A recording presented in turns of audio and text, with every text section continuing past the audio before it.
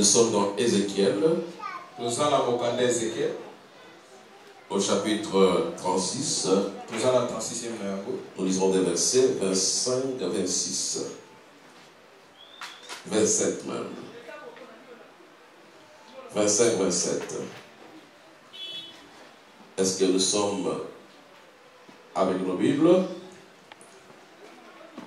Nous lisons la parole de Dieu. Je répandrai sur vous une eau pure, et vous serez purifiés. Je vous purifierai de toutes vos souillures et de toutes vos idoles. Je vous donnerai un cœur nouveau, et je mettrai en vous un esprit nouveau. J'ôterai de votre corps le cœur de pierre, et je vous donnerai un cœur de chair. Je mettrai mon esprit en vous, et je ferai en sorte que vous suiviez mes ordonnances. J'ai béni aussi l'apôtre Aimé qui continue à nous faire confiance pour nous tenir devant l'Assemblée des Saints. Je bénis tous les serviteurs ainsi que toute l'Église dans le nom de Jésus de Nazareth.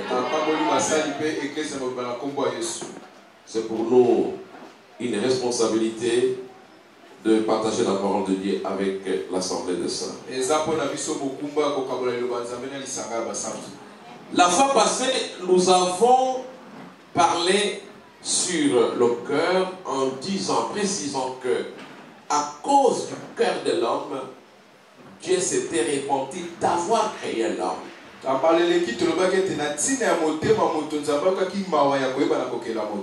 que Dieu était affligé dans son cœur à cause du cœur de l'homme. Parce que les pensées du cœur de l'homme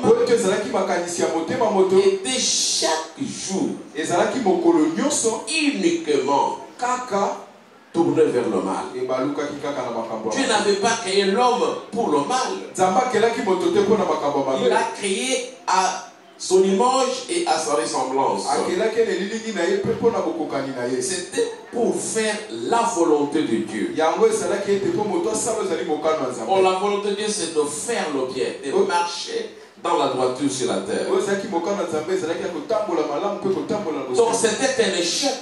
Et vous savez la suite, la colère de Dieu, ça l'était suivi. Dieu a fait périr l'humanité de ce temps-là par l'eau déluge. Car le salaire du péché, ce n'est jamais la gloire, c'est toujours la mort. Et nous avons vu aussi la fois passée qu'à cause du cœur de l'homme qui était chaque jour tourné vers le mal, alors que l'homme était appelé à vivre longtemps possible sur la terre, faire même 900 ans, voire même 1000 ans sur la terre. Mais Dieu ne pouvait pas accepter que l'homme vive 900 ans sur la terre en train de faire le mal chaque jour.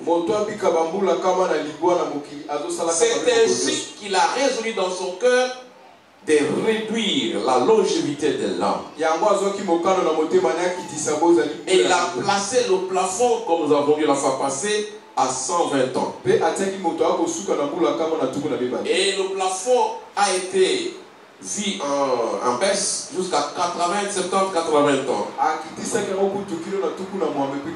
Et aujourd'hui encore, nous sommes en train de constater que rares sont ceux qui atteignent ces âges-là. Il y en a qui meurent à fleur de l'âge à cause du péché. Aujourd'hui, nous avons une jeunesse qui pratique couramment des péchés que même les parents n'ont pas connus. Et le diable a planifié les choses avec les réseaux sociaux et le système et l'internet pour permettre la facilité, la circulation libre du péché à travers les mains des hommes.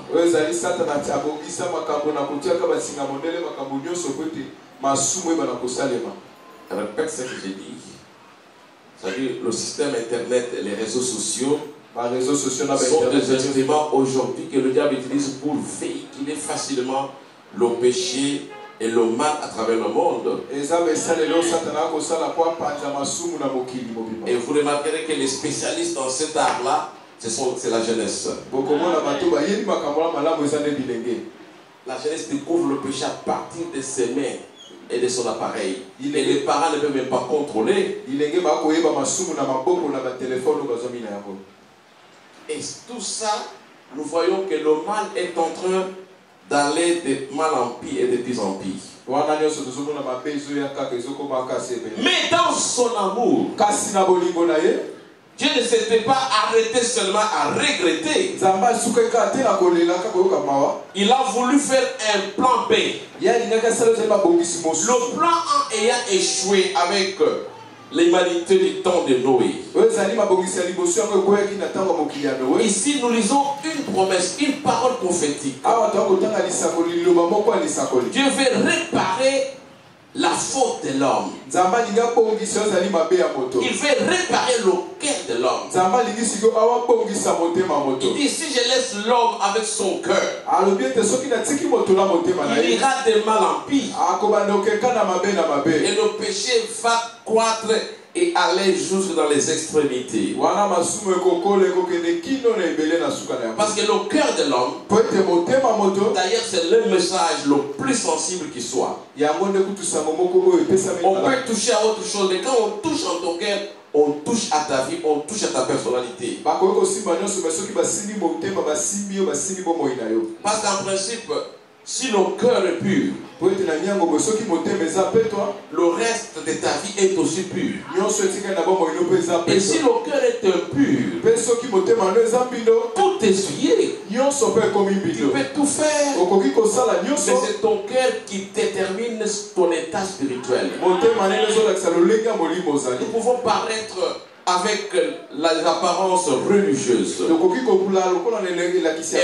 nous spécialiser dans le formalisme religieux. Ça n'a rien à voir. Dieu voit le cœur et c'est le cœur qui détermine l'état de l'homme. Nous ne sommes pas de ceux-là qui pensent que Dieu voit le cœur, il ne voit pas le corps. Si ton cœur est pire, ton corps va le refléter facilement. L'extérieur ne reflète que ce qui est caché à l'intérieur. Mais dans l'hypocrisie, on peut avoir l'extérieur meilleur, mais l'intérieur médiocre. Ça s'appelle l'hypocrisie. C'est voiler la face. Dieu fait une parole prophétique. Il dit, je répandrai sur vous une eau pure.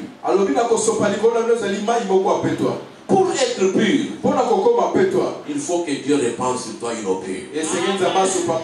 Tu peux avoir la bonne volonté d'être pur. La bonne volonté seule ne suffit pas. La bonne volonté a conduit beaucoup de personnes à l'hypocrisie religieuse.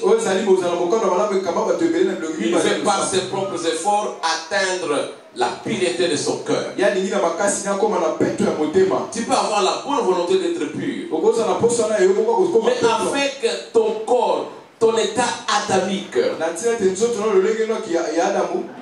là, vous verrez que vous serez dans les difficultés malgré votre volonté. C'est pourquoi l'apôtre Paul pouvait déclarer avec certitude, ce qui est bien, je le sais, mais j'ai fait le mal que je ne vais pas faire. Je ne veux pas faire le mal, mais je constate que je fais le mal que je ne vais pas faire. Donc il y a en moi cette opposition. Cette opposition, c'est le cœur de Pierre. Tu peux vouloir changer, mais de toi-même, tu ne peux pas changer. C'est pourquoi ici nous avons la parole prophétique. Et cette parole, c'est la renaissance. Je répandrai sur vous une eau pure. Si l'eau pure n'est pas répandue sur vous,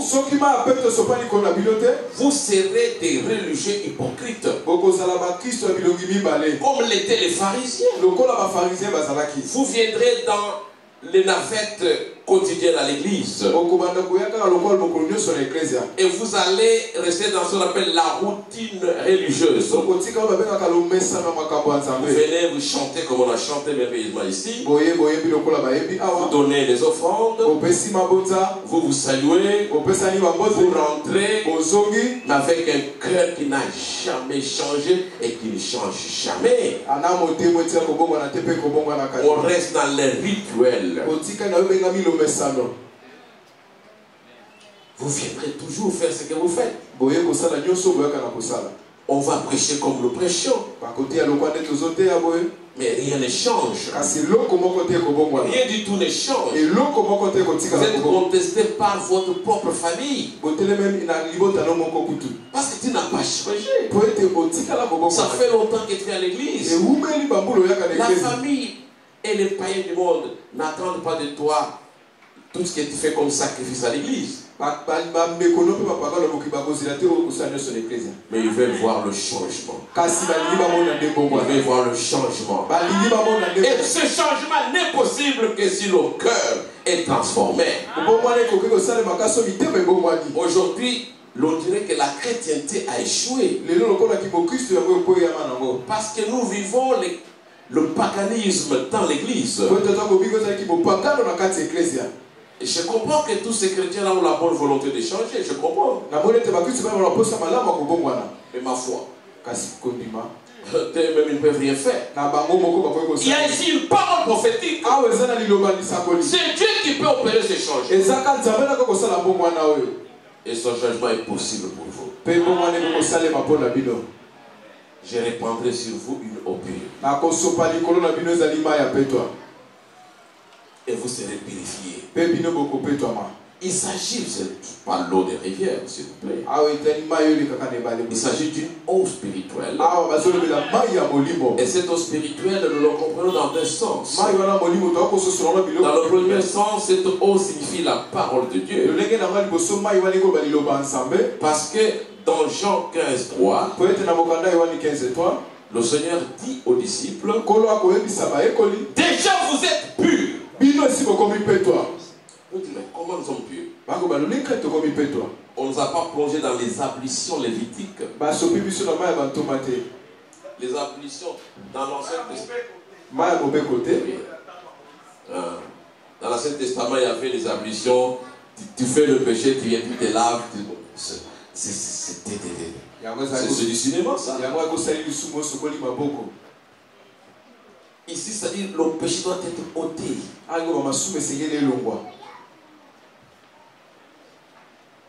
Le Seigneur dit, déjà vous êtes purs.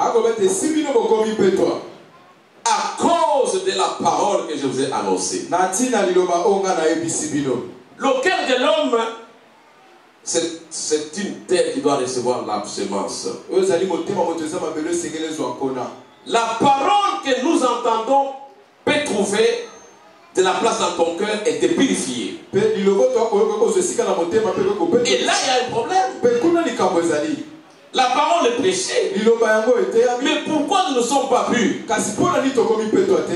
Or ici le Seigneur dit, déjà vous êtes purs à cause de la parole que je vous ai annoncée. Or la parole est annoncée. Et nous constatons que les gens ne sont pas purs malgré la parole de Dieu. Est-ce qu'il y a une contradiction? Pas du tout. Pas du tout. Le Seigneur explique ce mystère au travers de la parabole du semeur. Il dit, un semeur était en train de semer la semence. Je prends seulement une partie qui nous intéresse. C'est le long du chemin et tout ça. Mais je dis, une partie de la terre est tombée dans un endroit pierreux. Et comment il est tombé si voilà encore la pierre. On dit que cet endroit pierreux, c'est le cœur de l'homme. C'est le cœur qui est comme une pierre. Peut recevoir la parole, mais ne produira pas de fruits. Parce que la parole elle-même n'a pas de racines. La parole comme semence ne peut pas porter de racines sur un cœur qui est une pierre. C'est quand il y a encore cette pierre dans ton cœur, la parole peut être prêchée. Les serviteurs de Dieu peuvent passer et repasser. Aussi longtemps que le cœur, la pierre qui est dans ton cœur n'est pas ôtée, la parole passe et repasse et ne fait rien dans ton cœur. Il y a les gens qui sont prêchés et suffisamment prêchés, mais ils ne changent pas parce que la pierre qui est dans leur cœur n'est pas encore ôtée. La pierre est imperméable.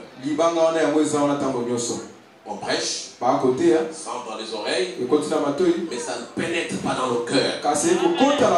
Et la parole ne porte pas des racines. Il y a des gens qui écoutent la parole et continuent dans le mal.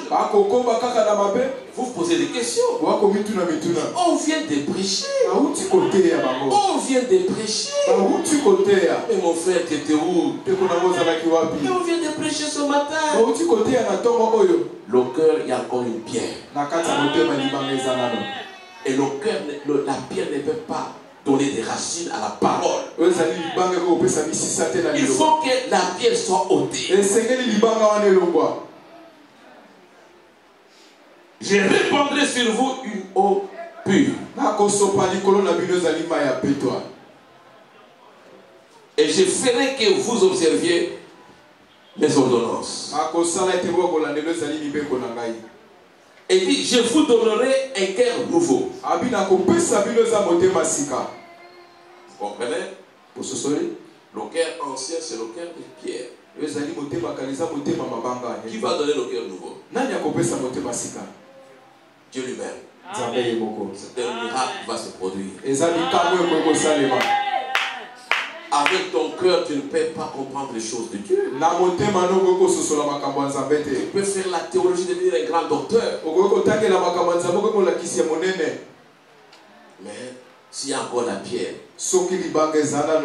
rien ne va changer. Je mettrai en vous un esprit nouveau. Il y a des choses qui viennent de Dieu. Un cœur nouveau et un esprit nouveau. Qu'est-ce qu'il fera encore? J'ôterai de votre corps le cœur de pierre. Il faut que Dieu vienne ôter. Et ça, c'est le miracle de la nouvelle naissance. On va même vous supplier. Bien-aimés, soyez purs. Bien-aimés, soyez purs. Ça ne fera rien. On va seulement constater qu'on m'a dit que je sois pire, mais tu es impossible. Tu es dans l'impossibilité de vivre la pureté. Alors qu'est-ce que tu vas faire maintenant? Tu vas chercher un juste milieu qui n'existe pas. Parce que entre le bien et le mal, il n'y a pas un juste milieu. Mais les chrétiens vont chercher un juste milieu. Et vous savez, le juste milieu, c'est quoi? L'hypocrisie. L'hypocrisie. On a dit, ce peuple m'honore de l'œuvre. Pourquoi? Son cœur est éloigné. Le cœur éloigné, c'est le cœur de pierre. lèvres, nous avons fait tout de suite là, nous avons chanté. Ça, c'est nous allons avec les lèvres. Et au Congo, on le fait parfaitement bien. Au Congo, tout le monde chante bien. Tout le monde danse bien. Ils sont donc bien avec les lèvres. Mais le vrai problème, c'est le cœur. Le cœur. Chanterai le cœur des pierres. Ça, c'est Dieu qui viendra ôter. Et il fait ça comment? C'est pas la nouvelle naissance. C'est pas la nouvelle naissance. Ce n'est pas par la routine religieuse. Il y a un docteur de la loi qui est venu auprès du maître, nuitamment, pour le flatter, pour confirmer son ministère. Il lui dira: personne n'est fait des œuvres que tu fais si Dieu n'est avec lui. Donc il était venu confirmer le ministère de Christ, seul nuitamment, sans suivre la ligne éditoriale de sa doctrine religieuse.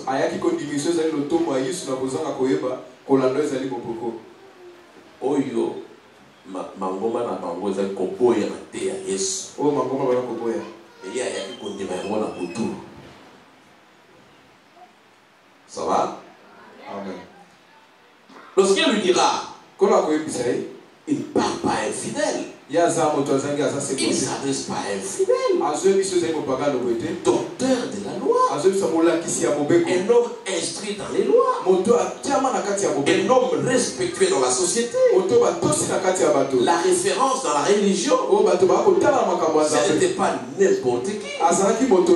C'était un guide du peuple. Quand le Saint-Esprit vient dans l'homme, c'est avec la mission. Et la parole de Dieu est prêchée, ça fera la symbiose de la naissance de l'eau et de l'esprit. Et cette naissance, personne ne peut l'expliquer. C'est un miracle automatique qui vient de Dieu.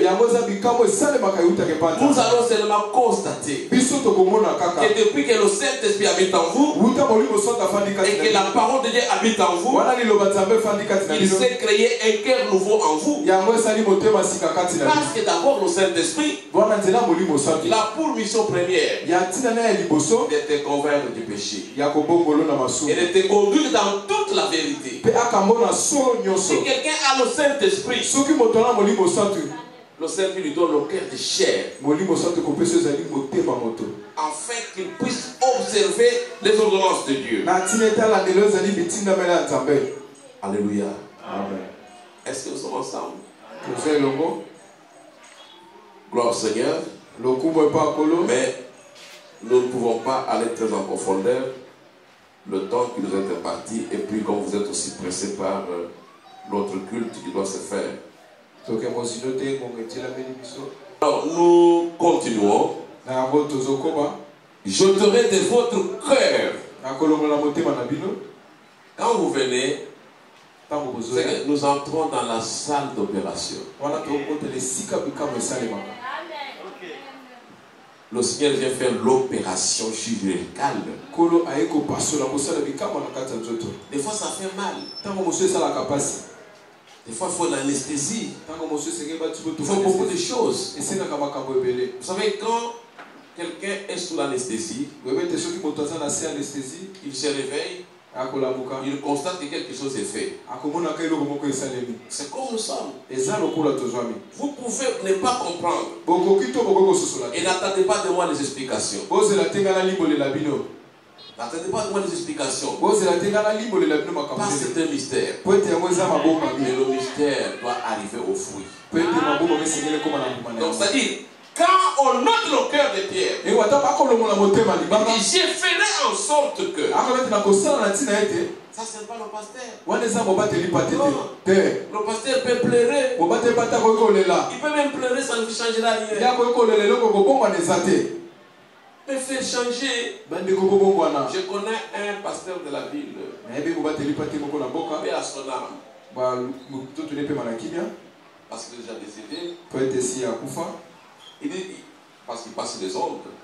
Il passait sur les ondes. Sur les ondes. Alors, vous le suivez aussi. Il disait, mais changez! Vous ne changez pas. Quittez l'église. Vous ne quittez même pas l'église. Et il pleurait devant la chair. J'ai prêché la parole, vous ne changez pas. Quittez même l'église, allez dans le monde. Vous ne partez pas dans le monde. Qu'est-ce que vous voulez faire dans l'église? Ça ne dépend pas de lui. Qui va voter ça? Il dit, je ferai de sorte que. Je ferai de sorte que. C'est Dieu lui-même qui le fait.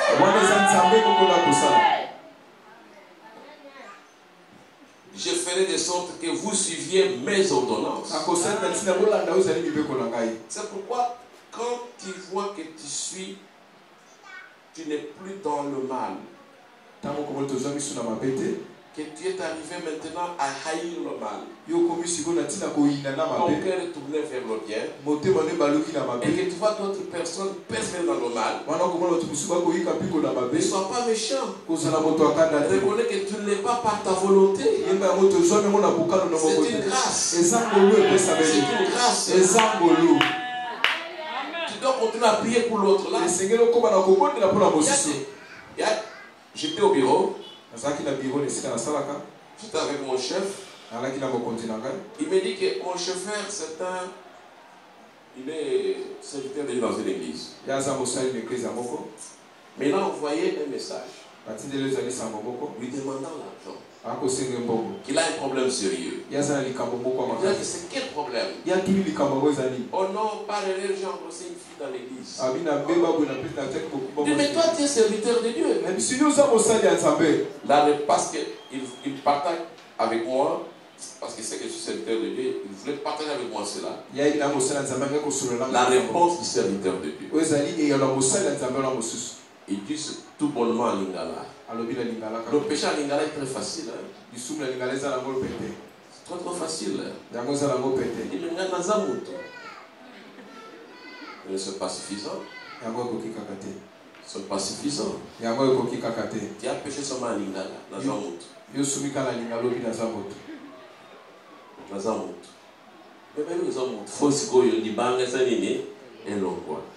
Et aujourd'hui, il y a un drame. Même le serviteur de Dieu, les conducteurs, il y a un drame. Il y a un drame.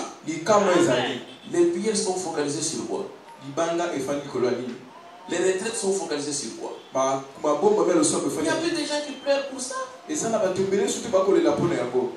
ne pleure pour son état d'âme. Vous pleurez seulement pour avoir l'argent, les voyages et la réussite sociale. Désolé. Désolé. Il faut aller devant Dieu. Il y a une promesse pour vous. Prenez cette parole, cette promesse. Seigneur, tu as dit que tu vas ôter mon cœur de pierre. Mais moi, la méchanceté. Et papa méchant, né méchant, grandi méchant. Et il a élevé ses enfants dans la méchanceté. Il est dans l'église, méchant même dans l'église. Il y a des papas méchants partout. Et il se justifie. Oh, tu dois changer, papa. Tu dois changer. Il faut aller pleurer. Seigneur, ôte ce cœur de méchanceté. Il y a une promesse ici pour moi. Qui a dit, tu le feras. Fais-le, Seigneur. Je suis à genoux. Il y a des chrétiens qui prient comme ça. Il n'y en a plus. Mais écoute l'apôtre Paul. Misérable que je suis. Qui me délivrera? Il cherchait sa délivrance. Aujourd'hui, la délivrance des sorciers, la délivrance de la pauvreté. Mais la vraie délivrance, la délivrance de ton cœur. La délivrance de ton cœur. Il y a une promesse pour ça. Il y a une promesse pour ça. Dieu le fera bien sûr. Sinon, tu n'entrais pas dans l'homme de Dieu. Tu vas entrer dans ton église locale. Ça, il n'y a personne qui va t'empêcher. Le protocole est comme quand tu vas entrer. Mais le ciel, tu n'entreras pas. Si un homme est né de nouveau, il ne peut entrer dans l'homme de Dieu. La nouvelle naissance, c'est ce qui est expliqué dans cette écriture prophétique. Le cœur doit être côté. Je ferai en sorte que. Bien aimé, moi j'ai aussi beaucoup plaint devant Dieu des fois. De voir la marche qu'il y a entre la génération que nous avions et cette génération qui presque est dans l'essence totale. Même dans les mariages. Nous marions des gens à l'église que nous équipons, alors que cet équipement-là nous avons attendu 10 ans pour l'avoir. Mais pour combien de temps? Pour combien de temps il nous fait le mariage? Des échecs, nous c'est une fois des mariages. Pourquoi? Les gens ne prient plus pour leur salut. Il n'y en a plus. Tu t'inquiètes de ce que tu es. Tu sais bien que tu vis dans l'impudicité. Tu sais bien. Tu viens dans l'église, tu écoutes la parole tous les jours. Mais aucun jour, seul dans le secret, tu dis à Dieu, oh Seigneur, pourquoi je suis impudique? Délivre-moi de ce péché. Aucun jour tu me fais. Aucun jour. Si tu veux prier, c'est pour les voyages, c'est pour les études, c'est pour incriminer les sorciers. Mais non. J'ôterai votre cœur de pierre. Et je vous donnerai un cœur de chair. Et je ferai de sorte que vous soyez capable de mettre la parole de Dieu en pratique. Et si tu n'es pas passé par cette opération, tu vas devenir un connaisseur de la parole, mais jamais un pratiquant de la parole. Ça dit, même quand tu connais bien, là, pas de problème. Mais qu'est-ce que cette parole que tu connais a changé dans ta vie? Quand la parole tombe sur la bonne terre qui est déjà régénérée, nous allons dans Galates 5, c'est pour finir. Galates 5, 22. Quand la parole tombe sur la bonne terre, c'est que la terre où on a déjà ôté la pierre, on aura le fruit ici que l'église doit rechercher, que nous devons tous rechercher. Dans Galates 5, 22, il est dit, or le fruit de l'esprit, c'est l'amour. Si l'amour n'est pas dans l'église, c'est que le cœur n'est pas encore transformé. C'est la joie. Dieu n'a pas besoin de chrétiens toujours furieux.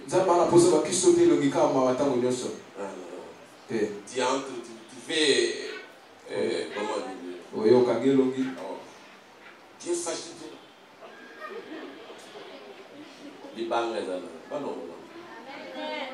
Tu veux nous effrayer. Ça, c'est pas une assemblée d'effrayer quelqu'un. La joie. Il faut communiquer même la joie aux autres. Nous avons des chrétiens qui n'ont plus la joie. Réjouissez-vous dans le Seigneur. Je le répète. Réjouissez-vous. Ce n'est pas la joie d'argent. C'est la joie d'être sauvé. Je n'ai pas l'argent.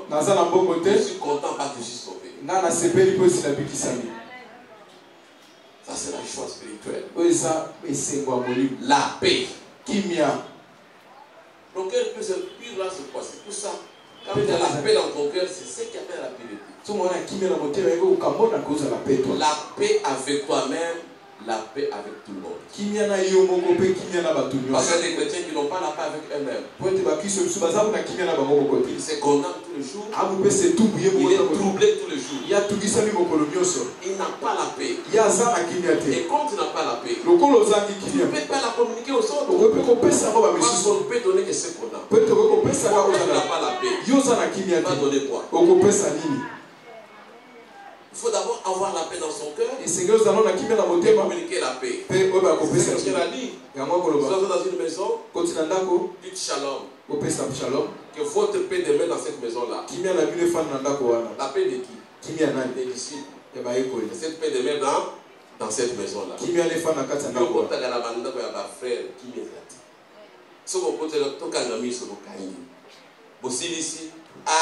Église Nabiso,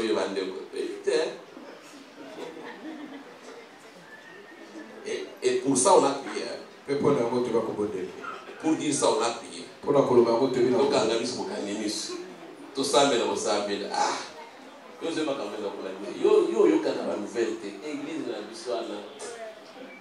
voilà. Tu communiques quoi? Qu'est-ce que tu communiques? Et puis tu termines, tu fais comme ça, on te donne l'eau. Frère, si quelqu'un vient comme ça, ne donne même pas de l'eau. Ne donne même pas de l'eau à boire. C'est un assassin. Il doit entrer chez toi pour te communiquer la paix. Si dans l'église il y a un problème, qu'il prie pour ce problème-là. Qu'il prie. La patience. C'est ça le fruit d'un cœur pur. Je ne vais pas entrer en profondeur. J'ai écrit un livre sur le miracle de la renaissance. Je peux donner les appels à votre leader. La bonté. Je voulais me battre en profondeur. La bénité, la fidélité, la douceur, la tempérance. C'est ça le fruit d'un cœur pur. Un cœur pur là, ce n'est pas un verbiage creux. Cœur pur, cœur pur. Le cœur pur a un contenu. Et ce contenu est stipulé dans Galates 5:29. Et ce contenu est manifeste. Ce n'est pas l'amour caché, la douceur cachée, la patience cachée, la bonté cachée. Non. Ça doit être extériorisé et révélé. Heureux ceux qui ont le cœur pur, car ils verront le Seigneur. Mettons-nous debout.